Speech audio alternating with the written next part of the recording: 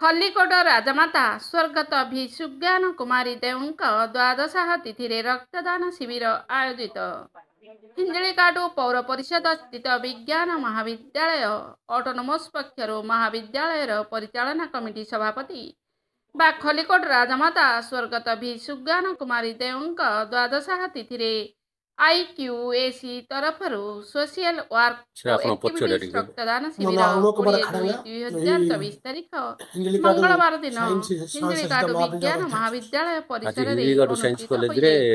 रक्तदान शिविर छात्रीमाने रक्तदान करबा पई भिड़ जमाइथिले।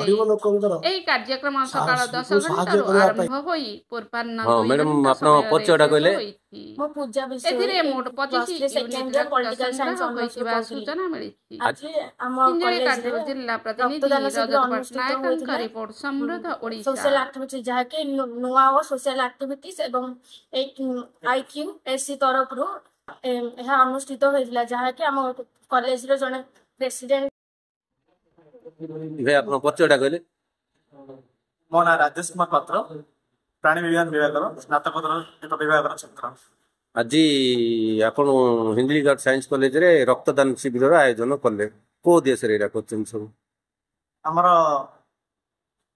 विद्यालय महाविद्यालय रो सभापति तथा हमर खल्लिकोट रानी साहेब सुज्ञानी कुमार देव तर देहांतर द्वादश दिवस अवसर में हमर युव ओडिशा नवीन ओडिशा तरफ सोशल एक्टिविटी क्लब तरफ आमर एक विशाल रक्तदान शिविर अनुष्ठित होता। ये परिप्रेक्षी आमर विद्यालय महाविद्यालय समस्त छात्र छात्री वृंद तथा अध्यापक सहयोग में आज कार्यक्रम सफल रूपायन हो पारे। तो सहित आम छात्र मान उपस्थिति एवं रक्तदान जो महत्वाकांक्षी नहीं से उपस्थित रही रक्तदान कर आगामी दिन में नूतन रक्तदान सृष्टि हो आशा व्यक्त करुच्ची। आज रक्तदान शिविर में आमर 25 यूनिट रक्त संग्रहित होती जहाँ आगे आम नूतन रक्तदाता को सृष्टि कर प्रेरणा दब उदाहरण सृष्टि कर आशा व्यक्त कर। धन्यवाद।